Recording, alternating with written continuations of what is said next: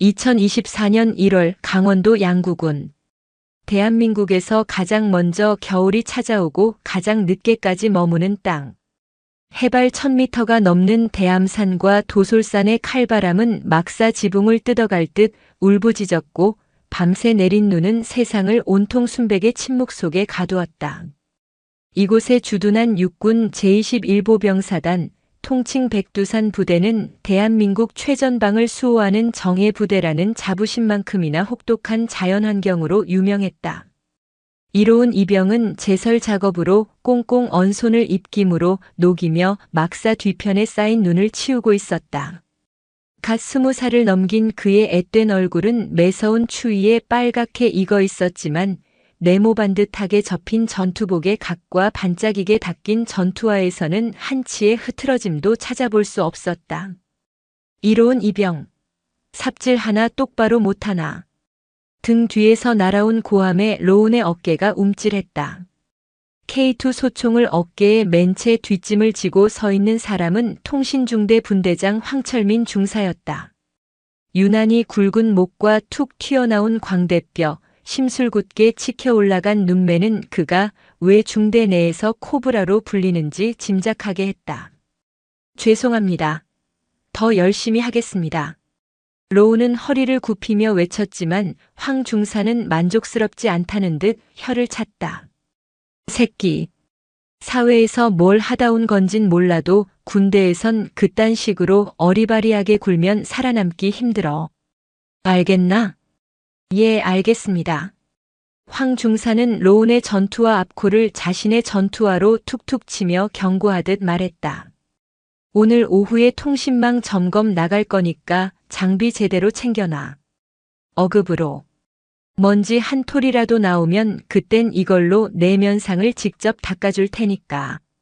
그는 들고 있던 무전기 안테나로 로운의 헬멧을 툭 치고는 다시 막사 안으로 사라졌다. 로운은 짧게 한숨을 내쉬었다. 입대 전 사회에서 그는 늘 FM의 표본이었다. 약속 시간은 10분 전, 과제는 마감일 이틀 전 제출. 편법이나 요령보다는 정직과 성실함이 최선이라 믿었다.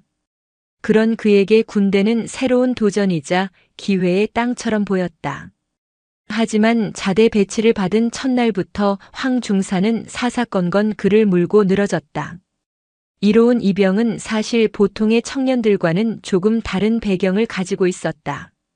그의 첫째 누나 이세영은 대검찰청 중앙수사부의 핵심 브레인으로 통하는 특수부 검사였고, 둘째 누나 이지은은 대한민국 육군 내 최연소 여성 장군 진급을 눈앞에 둔 육군본부 정보작전 참모부의 대령이었다. 집안의 막내 아들이자 유일한 아들인 로운이 현역 입대를 결정했을 때 두 누나는 굳이 사서 고생할 필요 있냐며 말렸지만 로운은 대한민국 남자라면 당연히 거쳐야 할 과정이라며 고집을 꺾지 않았다. 그는 누나들의 후광이 아닌 오롯이 자신의 힘으로 국방의 의무를 다하고 싶었다. 그래서 그는 입대 사실 외에 누나들의 신상에 대해서는 부대 내 누구에게도 말하지 않았다. 그저 평범한 집안의 막내 아들인 척, 어수룩하지만 성실한 신병인 척 행동했다. 그것이 자신을 위한 길이자 불필요한 오해를 사지 않는 길이라 믿었다. 황철민 중사의 괴롭힘은 교묘하고 집요했다. 그는 로운에게만 유독 혹독한 기준을 들이밀었다. 다른 병사들이라면 가볍게 넘어갈 수 있는 사소한 실수에도 불호령이 떨어졌고 완전 군장을 한 채 연병장을 수십 바퀴씩 뛰게 하는 얼차려가 이어졌다. 이로운 이병, 내가 정비한 무전기 감도가 왜 이 모양이야? 북한군이랑 내통이라도 하려고 그러나? 아닙니다. 어제 정비 매뉴얼대로 모든 절차를 마쳤습니다. 말대꾸하네. 이 새끼가 빠져가지고. 너 오늘 저녁 먹을 생각 마라. 중대 창고에 있는 패전선들 색깔별로 전부 정리해놔. 해 떨어지기 전까지 못 끝내면 각오해. 그것은 명백한 부조리였지만 신병인 로운에게는 저항할 힘이 없었다. 그는 묵묵히 부당한 지시를 따랐다. 밤늦도록 홀로 창고에서 먼지를 뒤집었으며 전선을 정리했고 식사 시간이면 일부러 화장실에 숨어 허기를 달랬다. 동기들이 안쓰러운 눈빛으로 빵이나 과자를 건네주려 했지만 로운은 괜찮다며 애써 웃어 보였다. 약한 모습을 보이면 황 중사의 괴롭힘이 더 심해질 것이라 생각했다. 상황을 더욱 악화시킨 것은 소대장 김도현 소위의 존재였다. 갓 임관한 초급 장교인 그는 부대 내 실세인 황 중사의 비위를 맞추기에 급급했다. 로운이 겪는 부당함을 몇 차례 넌지시 보고했지만 김소위는 황 중사님이 다 너 잘 되라고 그러시는 거다. 군 생활이라는 게 원래 그런 거니 참고 이겨내라는 무책임한 말만 되풀이할 뿐이었다. 그의 눈에는 진급에 방해가 될 만한 문제를 만들고 싶지 않다는 이기심만 가득했다. 어느 날 밤 로운은 관물대에 숨겨둔 가족 사진을 꺼내보았다. 환하게 웃고 있는 두 누나와 자신의 모습. 사진 속의 자신은 세상의 어떤 어려움도 이겨낼 수 있을 것처럼 자신만만했다. 하지만 지금의 그는 앙상하게 마른 몸과 공포로 가득 찬 눈빛을 한 스스로가 보기에도 초라한 군인이었다. 누나, 보고 싶다. 눈물이 핑 돌았다. 당장이라도 전화해 모든 것을 털어놓고 싶었지만 차마 그럴 수 없었다. 자신의 나약함을 인정하는 것 같아서, 그리고 무엇보다 자신 때문에 누나들이 걱정하는 것을 원치 않아서였다. 그는 조용히 눈물을 삼키며 사진을 다시 관물대 깊숙이 넣었다. 이 또한 지나가리라. 전역하는 날까지만 버티자.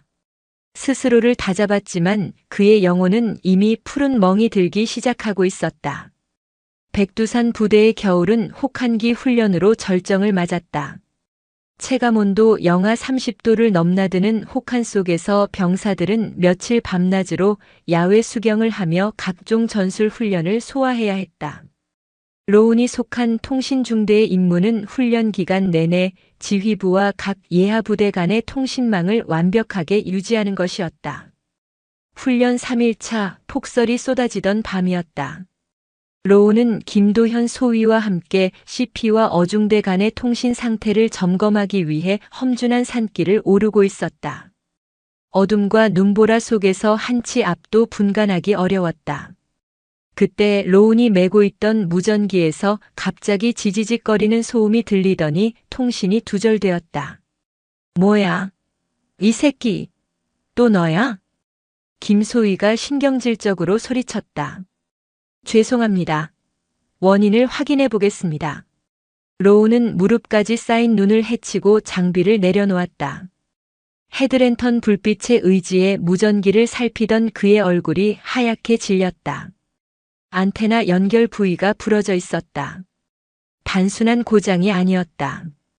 누군가 고의로 파손하지 않고서는 이렇게 될 수 없는 상태였다. 설마 황 중사님이? 어젯밤 훈련 출발 직전 장비 점검을 할 때 황 중사가 유독 자신의 무전기만 따로 챙겨 내가 마지막으로 한 번 더 봐주겠다고 했던 것이 기억났다. 그때는 그저 또 다른 트집을 잡기 위한 것이라 생각했는데 아니었다. 이것은 명백한 함정이었다. 소위님, 이것은 단순 고장이 아닌 것 같습니다. 누군가 고의로. 시끄러워. 김소희는 로운의 말을 잘랐다. 그의 얼굴에는 당혹감과 짜증이 뒤섞여 있었다. 훈련 중 통신 두절은 지휘관의 문책으로 이어질 중대한 사안이었다. 원인이 장비 파손이라면 관리 책임자인 자신도 무사할 수 없었다. 내가 장비 관리 제대로 못해서 벌어진 일이잖아. 맨날 변명할래? 내가 책임지고 고쳐놔. 30분 내로 통신 복구 못하면 처맞을 준비해.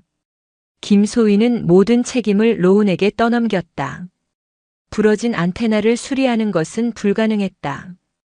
예비 부품은 수킬로미터 떨어진 중대 본부에 있었다.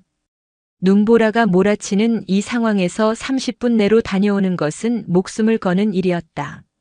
소위님, 불가능합니다. 날이 밝는 대로 본부에 연락해서. 닥쳐. 까라면 까. 이게 다 너 같은 패급 새끼 때문에 벌어진 일이야.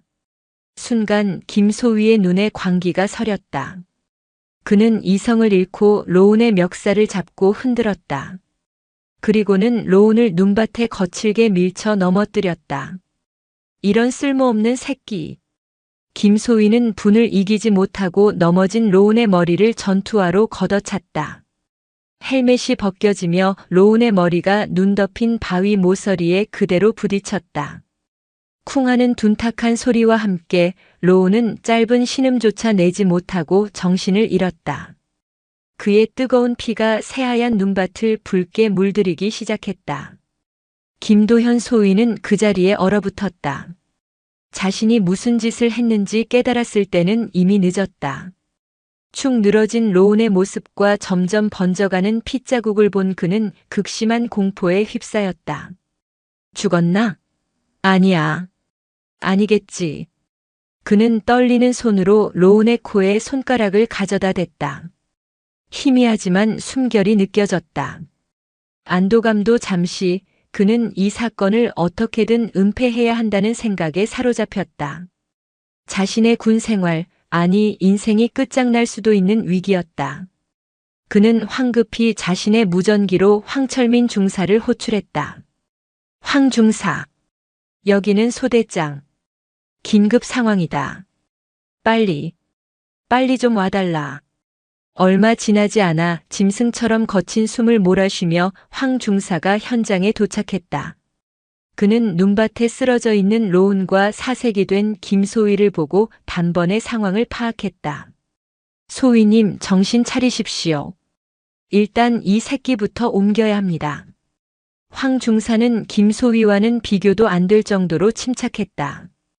그는 익숙하게 로운의 상태를 살피고는 김소희에게 지시했다. 소희님은 지금 즉시 CP로 복귀해서 이로운 이병이 실족해서 머리를 다쳤다고 보고하십시오. 눈길에 미끄러져서 바위에 부딪혔다고. 아시겠습니까? 하지만은 없습니다. 이 일이 알려지면 소희님 군 생활은 여기서 끝입니다. 제 말대로만 하시면 제가 다 알아서 처리하겠습니다. 황 중사의 단호한 목소리에 김소희는 홀린 듯 고개를 끄덕였다. 그는 비틀거리며 산을 내려갔다. 혼자 남은 황 중사는 피를 흘리며 쓰러져 있는 로운을 차갑게 내려다보았다. 그의 입가에 희미한 미소가 번졌다. 모든 것이 자신의 계획대로 흘러가고 있었다. 그는 로운을 들쳐 업고 어둠 속으로 사라졌다. 그의 목적지는 의무대가 아니었다. 중대 본부 뒤편 아무도 찾지 않는 낡은 격리병실이었다. 황철민 중사가 이로운을 옮긴 곳은 훈련 시에만 임시로 사용하는 낡은 격리병실이었다. 본부 막사 뒤편 사람들의 발길이 거의 닿지 않는 외진 곳에 위치한 그곳은 창고나 다름없었다. 싸늘한 시멘트 바닥 위에는 낡은 철제 침대 하나가 덩그러니 놓여 있었고 공기는 먼지와 곰팡이 냄새로 축축했다. 황 중사는 의식을 잃은 로운을 침대 위에 거칠게 던져 놓았다. 이로운 이병, 여기서 훈련 끝날 때까지만 푹 쉬고 있어라. 내가 미끄러져서 다친 걸로 보고는 잘 해뒀으니까. 괜히 헛소리하고 다니면 그때는 진짜 죽는 수가 있어. 황 중사는 혼잣말처럼 중얼거리며 밖으로 나가 문을 잠갔다. 낡은 자물쇠가 철컥하고 잠기는 소리는 로운의 갇힌 시간을 상징하는 듯 했다. 시간이 얼마나 흘렀을까? 로운은 지독한 두통과 오한에 몸을 떨며 눈을 떴다. 머릿속이 안개처럼 뿌옇고 눈앞의 모든 것이 팽이처럼 돌았다. 자신이 어디에 있는지, 왜 이곳에 누워 있는지 기억나지 않았다. 다만 머리를 꿰뚫는 듯한 날카로운 통증과 왼쪽 눈이 제대로 보이지 않는다는 사실만이 현실처럼 다가왔다. 왼쪽 시야는 마치 검은 커튼이 쳐진 것처럼 암흑에 잠겨 있었다. 여기 누구 없습니까? 목소리는 갈라지고 힘이 없었다. 그는 몸을 일으키려 했지만 어지럼증과 함께 속이 울렁거려 다시 침대 위로 쓰러졌다. 문은 굳게 잠겨 있었고 창문에는 굵은 쇠창살이 박혀 있었다. 완벽한 고립이었다. 하루에 한 번 혹은 이틀에 한 번 황 중사가 건빵 몇 조각과 물통을 들고 나타나는 것이 세상과의 유일한 소통이었다. 그는 로운의 상태를 살피기보다는 감시하러 오는 것에 가까웠다. 아직도 정신 못 차렸나? 꾀병 부리지 마라. 훈련 끝나면 바로 복귀시켜 줄 테니 조용히 처박혀 있어. 로운은 간신히 정신을 차리고 물었다. 황 중사님, 제 눈이, 왼쪽 눈이 보이지 않습니다. 의무대에 가게 해주십시오. 시끄러워. 엄살 부리지 말랬지. 그냥 좀 부딪힌 거 가지고 유난이야. 아닙니다. 정말입니다. 제발. 의무병이라도. 로운의 애원에 황 중사는 귀찮다는 듯 인상을 찌푸렸다. 그는 로운의 멱살을 잡아 올렸다. 한 번만 더 의무대 타령하면 내 남은 눈깔 한쪽도 똑같이 만들어줄 테니까 아가리 닥치고 있어. 알겠어? 공포가 로운의 온몸을 지배했다. 이 사람은 정말 그럴 수 있는 인간이었다. 저항은 무의미했다. 살아서 이곳을 나가려면 그의 말에 복종하는 수밖에 없었다. 로운은 입을 다물었고 그의 시간은 다시 멈췄다. 한편 김도현 소위는 매일 밤 악몽에 시달렸다. 눈밭에 쓰러진 로운의 모습과 선명했던 핏자국이 눈을 감아도 사라지지 않았다. 그는 혹한기 훈련이 끝나기만을 기도하며 하루하루를 버텼다. 중대장인 최진석 대위에게는 황 중사와 입을 맞춘 대로 이로운 이병이 훈련 중 개인 부주의로 실족하여 머리에 가벼운 타박상을 입었고 안정이 필요해 임시병실에서 휴식 중이라고 보고했다. 최 대위 역시 훈련 성과에만 관심이 있었을 뿐 사병 하나의 안위 따위에는 큰 신경을 쓰지 않았다. 훈련 끝나고 문제없게 처리해. 라는 말이 전부였다. 그렇게 지휘관의 무관심과 책임자의 비겁함, 가해자의 악의가 뒤섞여 한 젊은 병사의 비극은 조용히 은폐되고 있었다. 통신중대 소속은 아니었지만 본부 의무실에서 근무하던 박시원 상병은 이 모든 상황을 불안한 눈으로 지켜보고 있었다. 그는 황철민 중사가 의무실의 약품을 멋대로 가져가는 것을 몇 번 목격했다. 진통제, 소독약, 붕대. 누군가 다친 것이 분명했지만 정식으로 의무실을 찾은 병사는 없었다. 대체 누구지? 왜 몰래 약만 가져가는 거지? 의심은 꼬리를 물었다. 그러던 중 평소 로운과 가깝게 지내던 동기 하나가 박 상병을 찾아와 조심스럽게 물었다. 혹시 이로운 이병 소식 들은 거 있습니까? 훈련 중에 다쳤다는데 얼굴 한번 보기가 힘듭니다. 로운이 다쳤다는 것은 부대 내에 어렴풋이 알려져 있었다. 하지만 그 누구도 정확한 상황을 알지 못했다. 박 상병은 황 중사가 약품을 가져가던 시점과 로운이 사라진 시점이 겹친다는 것을 깨달았다. 불길한 예감이 그의 심장을 옥죄었다. 그날 밤 박 상병은 모두가 잠든 시간을 틈타 본부 막사 뒤편으로 향했다. 그의 손에는 작은 손전등이 들려 있었다. 그리고 마침내 낡은 격리병실 창고에서 희미하게 새어나오는 빛과 신음소리를 들었다. 그는 조심스럽게 창가로 다가가 쇠창살 틈으로 안을 들여다보았다. 어둠 속 낡은 침대 위에 한 남자가 누워 있었다. 헬쑥하게 마른 얼굴, 엉망으로 자란 수염, 그리고 무엇보다 초점을 잃은 채 허공을 응시하는 텅 빈 눈동자. 이로운 이병이었다. 박 상병은 자신의 눈을 의심했다. 불과 며칠 전만 해도 늠름하고 씩씩했던 청년의 모습은 온데간데 없었다. 로운아. 이로운. 박 상병이 속삭이듯 부르자 로운의 눈동자가 천천히 그를 향했다. 누구세요? 나야 박시원 상병. 의무병. 박 상병의 목소리에 로운의 눈가에 희미한 생기가 돌았다. 살려 주세요. 눈이 안 보여요. 그 한마디에 박 상병은 모든 것을 직감했다. 이것은 단순한 사고가 아니다. 끔찍한 사건이자 은폐된 범죄다. 심장이 미친 듯이 뛰기 시작했다. 이대로 두면 저 안에서 정말 큰일이 날 수도 있었다. 하지만 일개 상병인 자신이 무엇을 할 수 있을까? 황 중사와 김소위, 심지어 중대장까지 연루된 일이라면 부대 내에 알려봤자 묵살될 것이 뻔했다. 오히려 자신만 위험해질 수 있었다. 갈등하던 그의 뇌리에 얼마 전 로운이 관물대에서 가족 사진을 보며 눈물 찢던 모습이 스쳐 지나갔다. 로운에게는 가족이 있었다. 그를 애타게 기다리고 있을 가족. 그들에게 알려야 한다. 박상병은 결심했다. 그는 다음날 휴가를 나가는 동기에게 부탁해 로운의 관물대에서 몰래 편지지와 함께 가족 사진을 꺼내왔다. 사진 뒤편에는 사랑하는 누나들에게라는 글씨와 함께 2개의 이름과 연락처가 적혀 있었다. 이세영, 이지은. 박상병은 그날 밤 잠을 쪼개가며 편지를 썼다. 자신이 보고 들은 모든 것, 황 중사의 괴롭힘, 훈련 중의 사고, 김소위의 폭행 정황, 그리고 지금 로운이 처한 끔찍한 상황을 최대한 상세하게 기록했다. 익명이었지만 그의 글자 하나하나에는 진실을 밝히고자 하는 절박함이 담겨 있었다. 같은 시각 서울 용산 국방부 청사본관, 육군본부 법무실 고등검찰부장 이세영 대령은 산더미 같은 사건 서류에 파묻혀 있었다.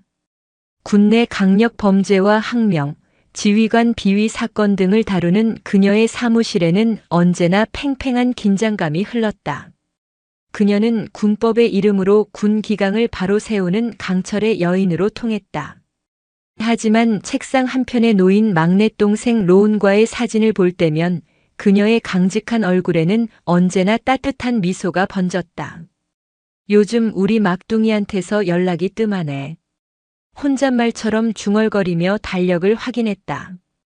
로운은 매주 주말이면 꼬박꼬박 전화를 걸어왔다.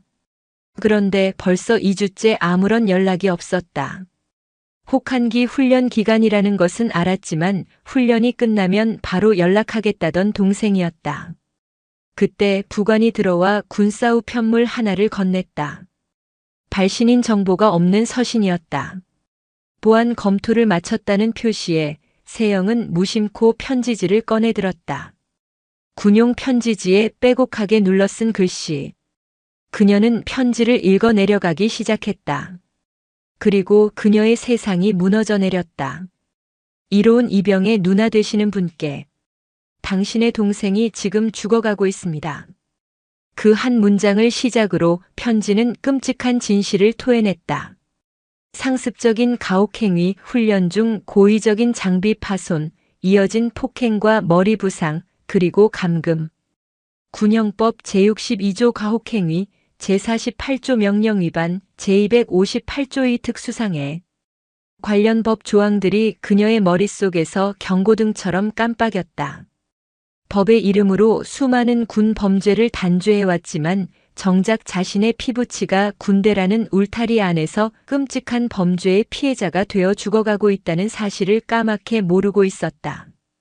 죄책감과 분노가 뒤섞여 혈관 속에서 용암처럼 들끓었다. 그녀의 손이 가늘게 떨리고 있었다. 그러나 눈빛은 순간적으로 지독하리만치 차갑고 냉철하게 변했다. 슬픔에 잠겨있을 시간도 절망할 여유도 없었다. 지금은 육군 대령 이세영으로 움직여야 할 때였다. 그녀는 즉시 수화기를 들어 직통 회선을 연결했다. 상대는 바로 옆 건물, 육군본부 정보작전 참모부에 근무하는 친동생 이지은 대령이었다. 지은아, 내 사무실로. 1분 내로. 명령에 가까운 언니의 목소리에서 심상치 않은 기운을 감지한 지은은 하던 모든 것을 멈추고 즉시 달려왔다. 사무실 문을 닫자마자 세영은 떨리는 손으로 편지를 건넸다. 정보 분석과 작전 기획의 스페셜리스트인 지은은 편지를 단숨에 읽어 내려갔다. 그녀의 얼굴 역시 급속도로 굳어갔다. 이건. 편지를 다 읽은 지은의 입에서 나온 말은 분노로 얼어붙어 있었다. 언니, 나 지금 바로 21사단에 연락해서. 아니. 세영이 그녀를 막았다. 그녀는 이미 법무관으로서 가장 빠르고 확실한 절차를 머릿속에 그리고 있었다. 사단에 먼저 연락하면 증거 인멸하고 입맞출 시간을 주는 셈이야. 지금 이 시간부로 21사단 통신중대는 잠재적 범죄 현장이야. 우리가 직접 간다. 너와 나 둘이서. 우리 둘이서? 그래. 너는 정보작전 라인을 통해 21사단 통신중대의 정확한 편제, 간부 명단, 현재 위치, 그리고 이로운 이병의 공식적인 상태 보고를 지금 당장 확인해. 나는 법무실 직권으로 육군중앙수사단에 직접 명령을 내릴 거야. 중수단 직할 광역수사대 최정예 요원들로 당장 수사팀을 꾸려서 내게 배속시키라고. 보안 유지는 기본이고. 이세영 대령의 명령은 즉각적이고 단호했다. 육군 법무실의 고등검찰부장이자 최선임 법무관 중 한 명인 그녀의 직권 명령에 육군중앙수사단은 비상이 걸렸다. 단 30분 만에 국내 강력 범죄 수사 경험이 가장 풍부한 베테랑 수사관들로 구성된 비공식 수사팀이 꾸려져 국방부 청사 서문에서 대기했다. 이지은 대령 역시 자신의 권한을 총동원했다. 육군 지휘통제실의 모든 정보망을 이용해 21사단 통신중대의 현황을 실시간으로 파악했다. 화면에 떠오른 이로운 이병의 상태 보고는 훈련 중 경미한 타박상으로 인한 안전가료 중이었다. 지은은 어금니를 꽉 깨물었다. 안전가료라는 단어 뒤에 숨겨진 추악한 진실을 그녀는 이미 알고 있었다. 1시간 뒤 두 대령은 전투복으로 갈아입고 국방부 청사를 나섰다. 한치의 구김도 없는 전투복 위로 빛나는 두 개의 대령 계급장. 한 명은 법무병과의 상징인 칼과 책 배지를, 다른 한 명은 정보병과의 상징인 횃불 배지를 달고 있었다. 그녀들 뒤로는 수사관들이 탑승한 검은색 군용 밴이 소리 없이 따랐다. 그들의 목적지는 단 하나, 강원도 양구 제21보 병사단이었다. 서울 양양 고속도로를 질주하는 내내 차 안에는 무거운 침묵이 흘렀다. 세영은 눈을 감고 군형법 조항과 수사 절차를 복기했고, 지은은 위성 지도를 통해 21사단과 통신중대 막사의 위치, 주변 지형지물까지 완벽하게 머릿속에 입력했다. 이것은 단순한 방문이 아니었다. 적진의 심장부로 침투하는 기습 작전이었다. 오후 3시 45분. 백두산 부대 위병소 앞. 선두의 선 지휘용 차량과 뒤따르는 군용 밴이 멈춰섰다. 위병소 근무자는 매뉴얼에 따라 차량을 확인하기 위해 다가왔다. 어디서 오셨습니까? 신분증 제시 부탁드립니다. 조수석에 앉아있던 이지은 대령이 말없이 창문을 내렸다. 그녀의 전투복 어깨에 달린 육군본부 마크와 선명한 대령 계급장을 본 위병의 얼굴이 하얗게 굳었다. 그가 당황해서 어쩔 줄 몰라 하는 사이 운전석에 앉아있던 이세영 대령이 입을 열었다. 그녀의 목소리는 얼음장처럼 차가웠다.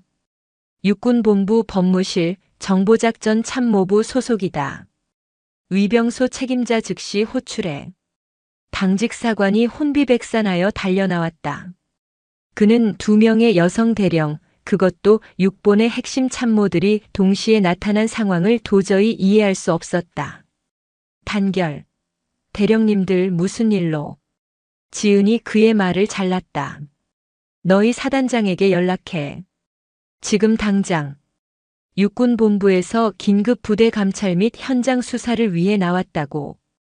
5분 내로 사단 사령부 현관 앞에서 영접 준비하라고 전해. 예. 예, 알겠습니다. 당직 사관이 사령부로 전화를 걸기 위해 몸을 돌리는 순간 세영이 나지막이 말했다. 그리고 우리는 사령부로 가지 않겠다. 두 대령은 더 이상 기다리지 않았다. 차는 그대로 부대 안으로 진입했다. 막을 사람은 아무도 없었다. 평화롭던 최전방 부대에 모든 것을 뒤엎을 거대한 폭풍이 상륙한 순간이었다. 두 자매의 차는 사단 사령부를 지나쳐 지은이 미리 파악해둔 통신중대 막사를 향해 똑바로 나아갔다. 갑작스러운 지휘용 차량과 군용벤에 등장해 중대원들이 웅성거리며 막사 밖으로 고개를 내밀었다. 중대장 최진석 대위와 행정보급관이 어리둥절한 표정으로 달려나왔다. 차에서 내린 2명의 대령을 본 최 대위의 얼굴은 사색이 되었다. 6본의 대령, 그것도 다른 병과의 대령 2명이 예고도 없이 자신의 중대에 나타난 것이다. 이것은 절대 평범한 상황이 아니었다. 귀관이 이 중대 중대장인가? 세영의 서늘한 물음에 최 대위가 황급히 경례를 붙였다. 예, 그렇습니다. 대위 최진석. 대령님들께 받들어 총. 지은이 경례를 받지 않은 채 그의 눈을 똑바로 쏘아보며 물었다.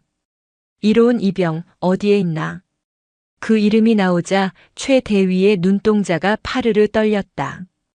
옆에 서 있던 김도현 소위는 얼굴이 백지장처럼 하얘졌다. 에이, 이로운 이병은 훈련 중 경미한 부상으로 현재. 경미한 부상? 세영이 그의 말을 비웃듯 끊었다.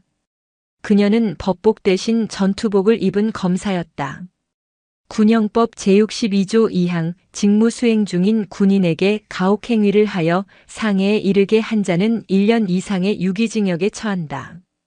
그 결과로 피해자가 사망에 이르면 사형, 무기 또는 5년 이상의 징역이다. 지금 내가 하는 거짓말이 너를 어디로 끌고 갈지 알고는 있나? 법 조항을 정확히 읊는 세영의 목소리에 최 대위는 숨조차 제대로 쉴 수 없었다. 그때 공포에 질린 김도현 소위가 자기도 모르게 입을 열었다. 뒤편. 격리병실에. 그 말이 떨어지는 순간 두 자매의 눈빛이 칼날처럼 번뜩였다. 지은은 수사관들에게 턱짓으로 명령했다. 중대장 최진석 대위, 소대장 김도현 소위, 분대장 황철민 중사. 3명의 신병을 즉시 확보한다. 이 시간부로 통신중대 전 병력의 이동을 금지하고 모든 통신 장비 및 서류를 압수한다. 저항 시 현장 체포, 증거인멸 시도 시 즉각 사살 허가한다. 명령 접수했습니다. 우렁찬 대답과 함께 건장한 체격의 중수단 수사관들이 최 대위와 김소위를 양쪽에서 제압했다. 막사 안에서 상황을 살피던 황철민 중사 역시 속수무책으로 끌려 나왔다. 세영은 잠겨있는 낡은 병실 문 앞에 섰다. 그녀는 망설임 없이 옆에 있던 수사관에게 소리쳤다. 강제 개방. 수사관이 휴대용 파쇄기로 문고리를 뜯어내자 낡은 문이 비명을 지르며 열렸다. 안에서 역한 냄새가 쏟아져 나왔다. 그리고 세영과 지은은 보았다. 어둡고 차가운 방 한가운데 짐승처럼 웅크리고 누워있는 앙상한 몰골의 동생을. 빛을 제대로 보지 못해 가늘게 뜬 눈, 핏기 없이 푸르죽죽한 입술, 그리고 생기를 모두 잃어버린 채 허공을 헤매는 텅 빈 눈동자를. 로운아. 지은의 목소리가 갈라져 나왔다. 그 소리에 로운이 천천히 고개를 들었다. 누나들이었다. 꿈에 그리던 누나들의 모습이었다. 누나. 로운의 눈에서 뜨거운 눈물이 툭 하고 떨어졌다. 그것은 살아있다는 신호이자 구원받았다는 안도의 눈물이었다. 두 누나는 달려가 동생의 앙상한 몸을 부서져라 껴안았다. 등 뒤로 느껴지는 동생의 가녀린 몸을 느끼며 그녀들은 차가운 분노로 다짐했다. 내 동생을 이렇게 만든 자들. 그 누구도 용서하지 않겠다. 군법의 이름으로 지옥 끝까지 쫓아가 가장 혹독한 대가를 치르게 하리라. 의무 헬기. 당장 띄워. 동생을 부축해 밖으로 나온 이지은 대령의 목소리가 부대 전체를 울렸다. 그녀는 자신의 위성 군용 전화기를 꺼내 단축 번호를 눌렀다. 신호음이 한 번 울리기도 전에 상대가 받았다. 국군 의무사령부 항공의무후송대 지휘통제실이었다. 여기는 육군본부 이지은 대령. 작전 지역은 강원도 양구 21사단 XX연대 통신중대. 위도, 경도 즉시 전송하겠다. 응급 외상 환자 발생. 환자는 이로운 이병, 두부 외상, 시신경 손상 의심, 장기간 감금으로 인한 영양실조 및 탈수 증세. 즉시 가장 가까운 이륙 지점에서 응급 외상팀을 태운 블랙호크 헬기를 출동시켜라. 최종 목적지는 분당 국군수도병원 트라우마 센터. 5분 내로 이륙 보고 30분 내로 현장 도착을 목표로 한다. 이는 육군 참모총장 위임 권한에 따른 긴급 명령이다. 그녀의 지시는 한치의 오차도 없는 작전 명령이었다. 의무사령부와의 교신을 마친 그녀는 곧바로 수도병원 외상센터장에게 직접 전화를 걸어 환자의 상태를 브리핑하고 최고의 의료팀을 준비시켰다. 평시에 보고 체계를 모두 생략한 오직 동생을 살리기 위한 가장 빠르고 확실한 조치였다. 그 사이 이세영 대령은 현장을 통제했다. 여기 있는 모든 것을 증거물로 확보한다. 이 병실은 물론 통신중대 막사 전체, 특히 가해자 3명의 관물대와 개인 컴퓨터, 중대 행정반의 모든 서류와 PC를 즉시 압수해 디지털 포렌식 팀 지금 바로 투입시켜. 그녀의 지시에 따라 육군 중앙수사단 요원들이 일사불란하게 움직였다. 낡은 병실에는 폴리스라인이 쳐졌고 감식 반원들이 먼지 하나, 머리카락 한 올까지 신중하게 수집하기 시작했다. 지은은 헬기가 도착할 때까지 동생의 곁을 지켰다. 그녀는 자신의 전투복 상의를 벗어 동생의 앙상한 어깨에 덮어주었다. 로우는 누나의 품에 기댄 채 가늘게 떨고 있었다. 무서웠어, 누나. 괜찮아. 이제 다 괜찮아. 오빠가, 아니, 누나가 다 해결할게. 아무 걱정하지 마. 지은은 자신도 모르게 어릴 적 쓰던 호칭을 내뱉으며 동생의 등을 토닥였다. 곧이어 하늘을 찢는 듯한 로터 소리와 함께 검은색 의무 헬기가 중대 연병장의 눈을 날리며 착륙했다. 응급팀이 들것을 들고 달려왔다. 로운이 헬기에 오르는 것을 끝까지 지켜본 지은은 언니에게 다가갔다. 언니, 나 로운이 따라가 봐야겠어. 그래. 여긴 내가 맡을 테니 너는 로운이 곁을 지켜. 무슨 일이 있어도. 그리고 진단 결과 나오면 바로 연락 줘. 두 자매의 눈빛이 마주쳤다. 한 명은 동생을 살리기 위해, 다른 한 명은 동생의 복수를 위해 각자의 전장으로 향했다. 지은이 탄 헬기는 거대한 굉음과 함께 다시 하늘로 솟아올랐다. 그 모습을 세영은 모든 것을 불태워버릴 듯한 차가운 눈으로 끝까지 지켜보았다. 헬기가 시야에서 사라지자 이세영은 표정을 지우고 통신중대 막사 내에 임시로 차려진 현장 지휘본부로 들어섰다. 책상 3개가 놓여 있고 그 앞에는 3명의 피의자가 고개를 숙인 채 앉아 있었다. 중대장 최진석 대위, 소대장 김도현 소위, 그리고 분대장 황철민 중사. 세영은 가장 약한 고리부터 공략했다. 그녀는 김도현 소위 앞에 섰다. 김도현 소위. 부름에 김소위의 어깨가 경련하듯 떨렸다. 자네는 육군사관학교에서 무엇을 배웠나? 부하를 지휘하고 보호하며 국가에 충성하는 법을 배우지 않았나? 그런데 자네가 한 짓은 무엇이지? 부하를 폭행하고 죽음의 위기로 내몬 뒤 그것을 은폐하려 했다. 이것은 지휘관이 아니라 일개 폭력배나 할 짓이다. 세영의 목소리는 조용했지만 칼날처럼 날카로웠다. 자네에게는 이제 선택지가 없어. 모든 사실을 자백하고 선처를 구하거나 끝까지 거짓말로 버티다가 군복을 벗는 것은 물론 살인미수 공범으로 군사법원에서 10년 이상을 살게 되거나 자네의 남은 인생을 결정할 기회는 지금 딱 한 번뿐이야. 김소위의 눈에서 눈물이 터져 나왔다. 그의 나약한 정신은 이미 한계에 다다른 상태였다. 잘못했습니다. 제가 죽을 죄를 지었습니다. 황 중사가 시키는 대로. 그는 울부짖으며 모든 것을 털어놓기 시작했다. 황 중사의 상습적인 가혹행위부터 자신이 로운을 폭행하게 된 과정, 그리고 사건을 은폐하기로 공모한 사실까지. 그의 자백은 옆에 앉은 최진석 대위의 얼굴을 잿빛으로 만들었다. 다음은 최 대위였다. 최진석 대위. 자네는 중대장으로서 이 모든 상황을 보고받았나? 일부.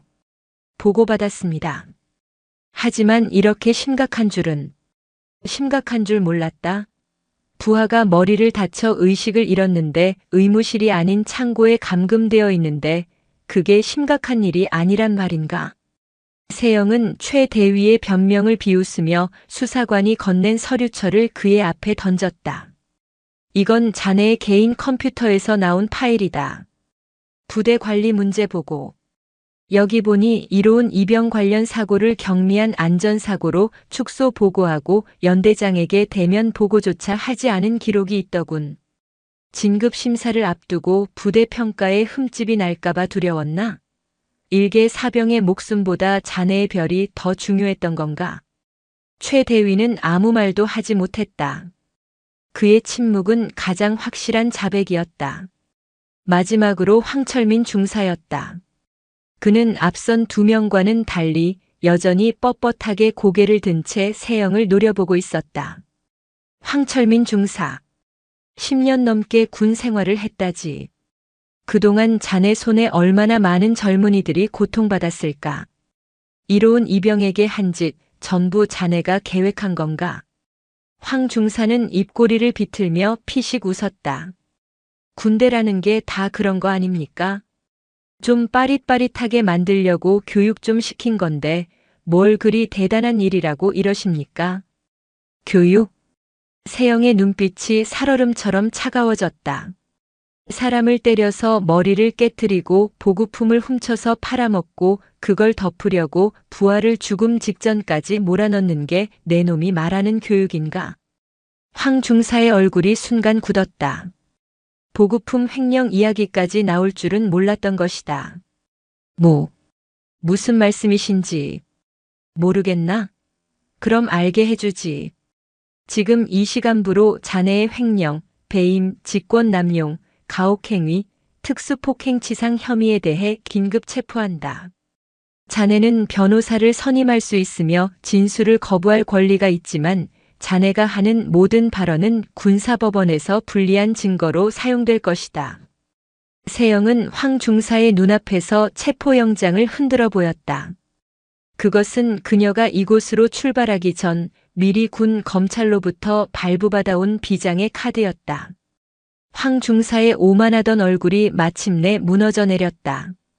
그는 자신이 건드린 상대가 평범한 군인의 가족이 아니라는 사실을 이제야 깨달았다. 분당 국군수도병원.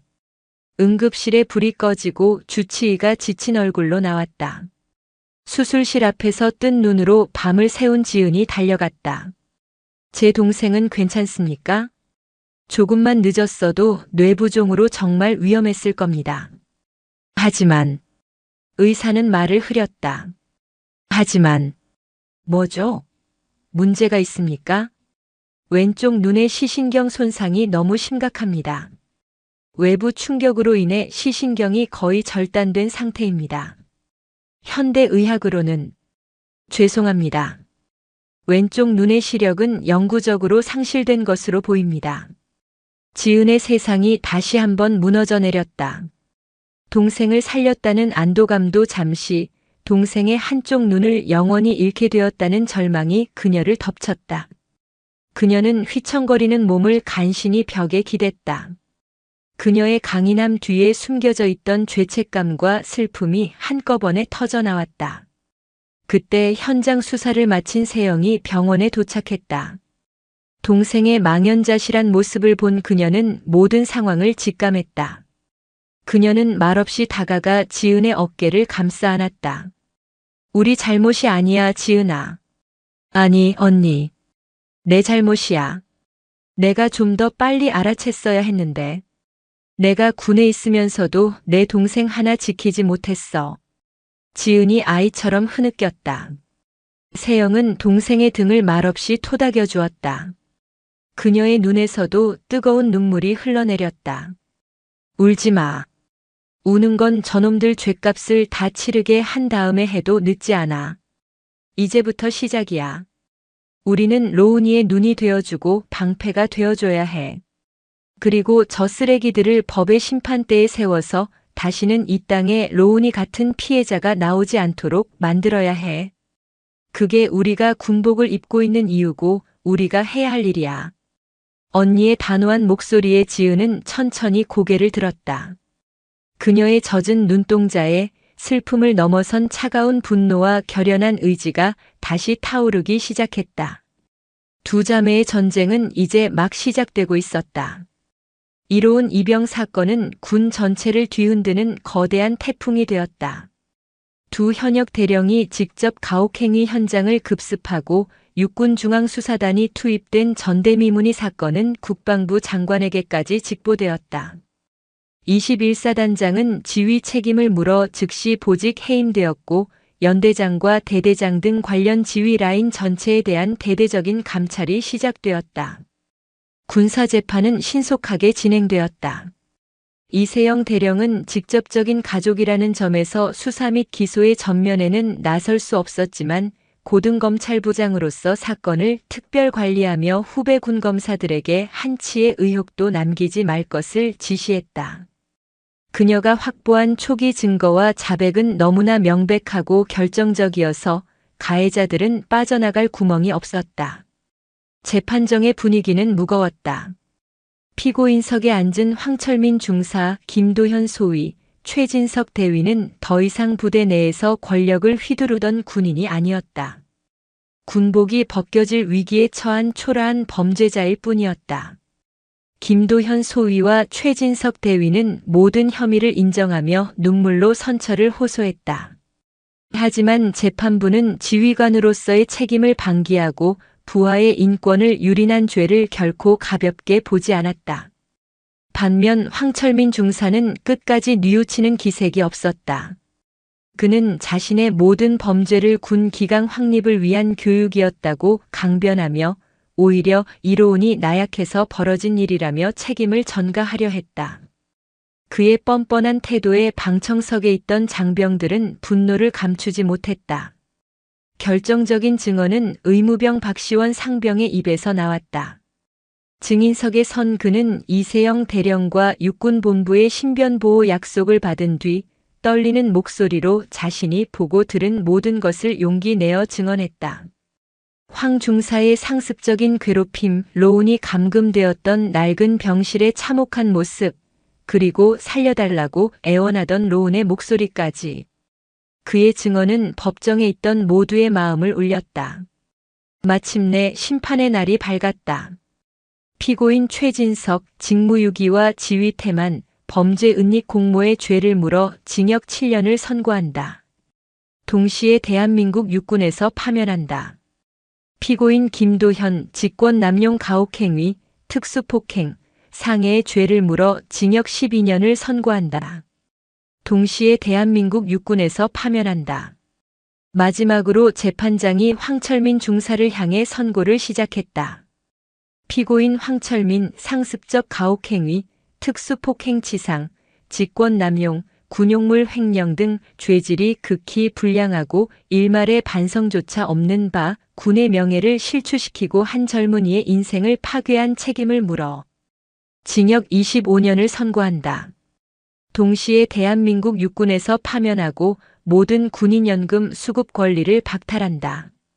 군사법원이 내릴 수 있는 최고 수준의 형량이었다. 황철민은 판결을 듣는 순간 다리가 풀려 그 자리에 주저앉았다. 법의 심판은 서리빨처럼 차갑고 엄정했다. 재판이 진행되는 동안 로운은 국군 수도병원에서 힘겨운 싸움을 계속하고 있었다. 왼쪽 눈의 시력을 영원히 잃었다는 사실은 21살의 청년이 감당하기에는 너무나 큰 절망이었다. 그는 한동안 말을 잃고 창밖만 하염없이 바라보았다. 밤이면 악몽에 시달렸고 낯선 사람이 병실에 들어오기만 해도 경기를 일으켰다. 그의 곁을 지킨 것은 두 누나였다. 이세영과 이지은은 바쁜 업무를 쪼개 매일같이 병원을 찾았다. 지은은 동생이 좋아하는 음식을 만들어 와 직접 떠먹여 주었고, 세영은 밤새 동생의 손을 잡고 책을 읽어 주었다. 로운아, 내 잘못이 아니야. 절대로. 다시 예전처럼 웃을 수 있을 때까지 얼마가 걸려도 괜찮아. 누나들이 항상 옆에 있을게. 누나들의 헌신적인 사랑과 심리치료사의 꾸준한 상담 속에서 로운의 마음속 얼음은 아주 천천히 녹기 시작했다. 그는 조금씩 웃음을 되찾았고 재활치료에도 적극적으로 참여했다. 어느 날 자신을 구해준 박시원 상병이 면회를 왔다. 그는 곧 만기 전역을 앞두고 있었다. 몸은 좀 괜찮아? 고맙습니다, 박 상병님. 저를 구해주셔서. 별말을. 당연히 했어야 할 일인걸. 그리고 미안하다. 좀 더 일찍 용기 내지 못해서. 두 사람은 한참 동안 말없이 서로를 바라보았다. 로운은 박시원 상병의 용기가 없었다면 자신이 어떻게 되었을지 상상했다. 한 사람의 작은 용기가 한 사람의 인생을 구했다. 그 순간 로운은 마음속에서 무언가 단단한 것이 차오르는 것을 느꼈다. 몇 달 뒤 로운은 의병 전역을 했다. 군복을 벗고 다시 사회로 돌아온 그는 한동안 방황했지만 이내 자신의 길을 찾기로 결심했다. 그는 컴퓨터 앞에 앉아 글을 쓰기 시작했다. 강원도 양구의 혹독한 겨울, 그곳에서 겪었던 아픔과 절망, 그리고 자신을 구원해준 사람들의 이야기. 무엇보다 한쪽 눈을 잃고 나서야 비로소 제대로 보게 된 세상의 이야기를 담담하게 써내려갔다. 2년 뒤 서울의 한 대형 서점. 백두산의 푸른 멍이라는 제목의 책 출간 기념 작가와의 만남 행사가 열리고 있었다. 단상에는 이제 23살의 청년이 된 이로운이 앉아 있었다. 그의 얼굴에는 더 이상 과거의 그늘을 찾아볼 수 없었다. 한쪽 눈의 시력을 잃었지만 그의 다른 쪽 눈은 그 누구보다 깊고 따뜻하게 빛나고 있었다. 제 책은 단순히 군대 내의 부조리를 고발하기 위한 책이 아닙니다. 제 이야기는 절망에 대한 이야기이기도 하지만 동시에 희망에 대한 이야기입니다. 가장 어두운 절망 속에서도 우리를 구원하는 것은 결국 사람의 온기와 작은 용기라는 것을 말하고 싶었습니다. 그의 책은 출간과 동시에 사회에 큰 반향을 일으켰다. 그의 용기 있는 고백은 군 인권 문제에 대한 국민적 관심을 다시 한번 불러일으켰고 국회에서는 이로운 법이라는 이름으로 가혹행위 피해자 보호 및 군 사법제도 개혁안이 발의되기도 했다. 객석 맨 뒷줄 이세영과 이지은 대령은 군복이 아닌 사복 차림으로 동생의 모습을 자랑스럽게 지켜보고 있었다. 그들의 눈에는 흐뭇한 미소가 가득했다. 로운은 자신에게 쏟아지는 박수의 미소로 화답하며 자신을 구해준 두 누나와 눈을 맞췄다. 그는 더 이상 가혹행위의 피해자가 아니었다. 그는 절망을 딛고 일어서 다른 이들에게 희망을 주는 작가가 되었다.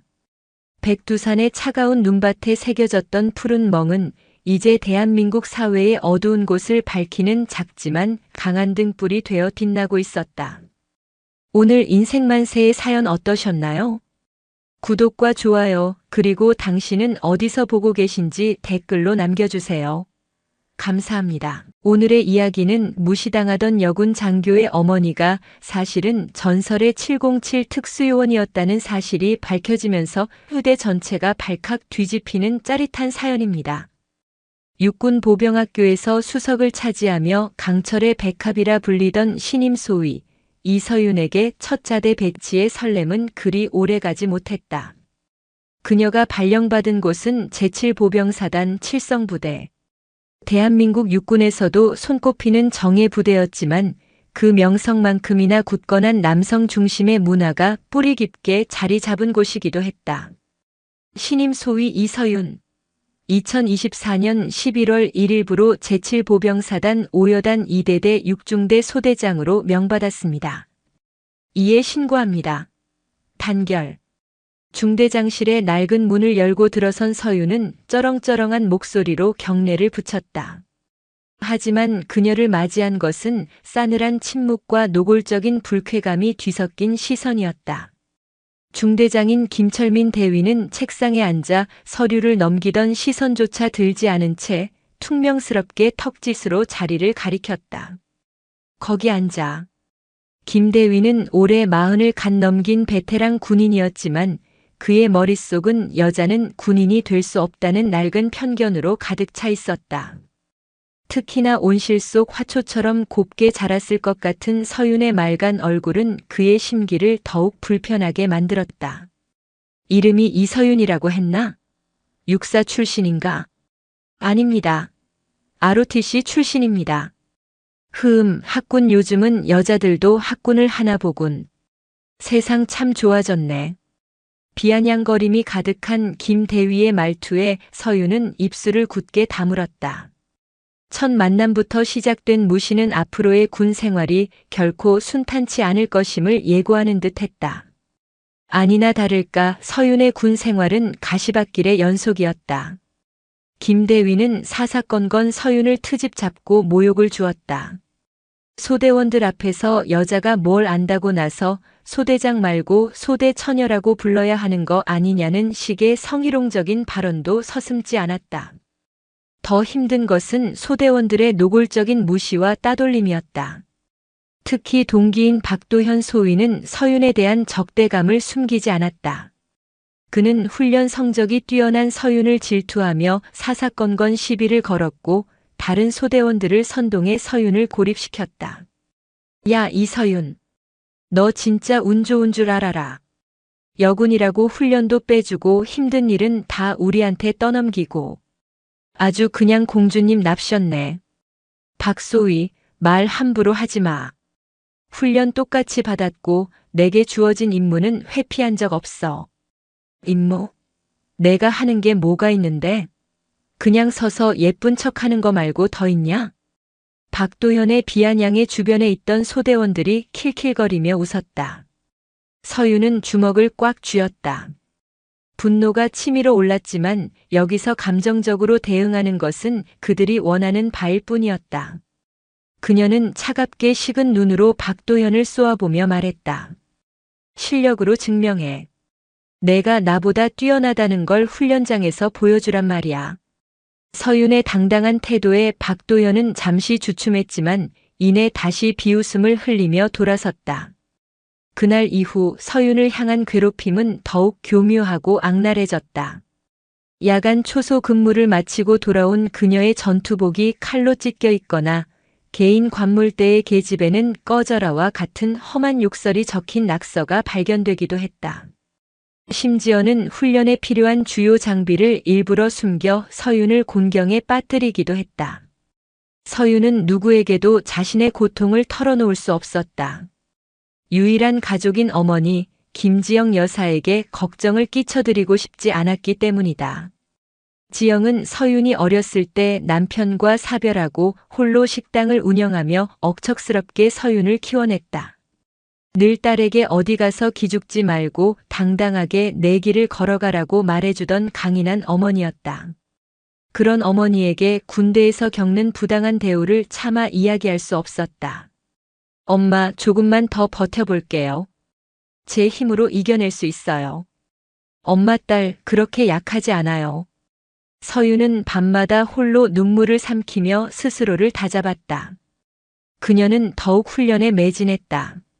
새벽같이 일어나 연병장을 달렸고 완전 군장으로 산악구보를 자청했다. 사격 훈련에서는 언제나 만점에 가까운 점수를 기록하며 남군들을 압도했다. 그녀의 도끼와 실력에 일부 소대원들은 서서히 마음을 열기 시작했지만 김 대위와 박도연을 중심으로 한 주동자들의 괴롭힘은 멈추지 않았다. 그러던 어느 날 부대 전체가 발칵 뒤집히는 사건이 발생한다. 합동참모본부에서 극비리에 내려온 한 통의 전문 때문이었다. 내용은 과거 707 특수임무단에서 흑표범이라는 코드네임으로 활동했던 전설적인 여성 특수요원의 행방을 찾으라는 것이었다.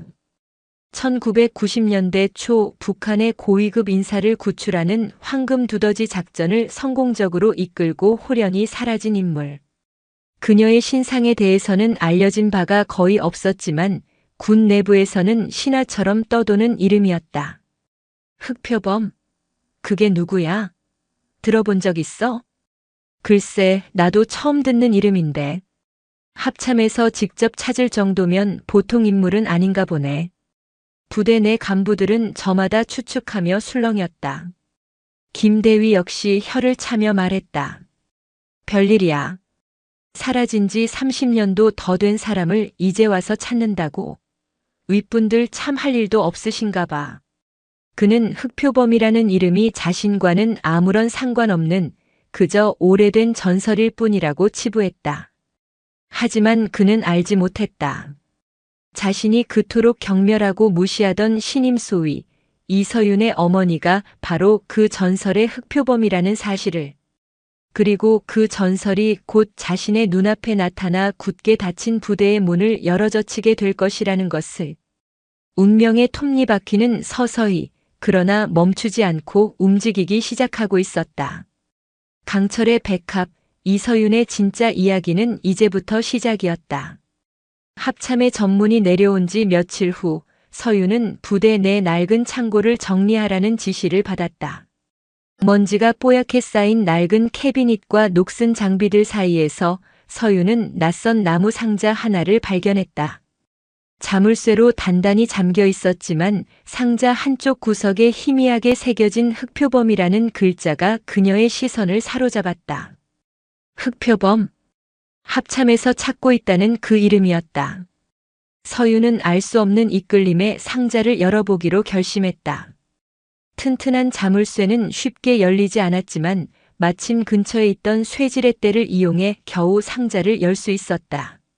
상자 안에는 낡은 군복과 빛바랜 사진 몇 장 그리고 오래된 비디오 테이프 하나가 들어있었다. 군복에는 김지영이라는 이름표가 선명하게 박혀 있었다. 엄마 이름이 왜 여기에? 서윤은 혼란스러운 마음으로 사진을 집어들었다. 앳된 얼굴의 젊은 여군들이 훈련을 받거나 환하게 웃고 있는 모습이 담겨 있었다. 그리고 그 중심에는 지금보다 훨씬 젊고 앳된 모습의 어머니, 김지영이 있었다.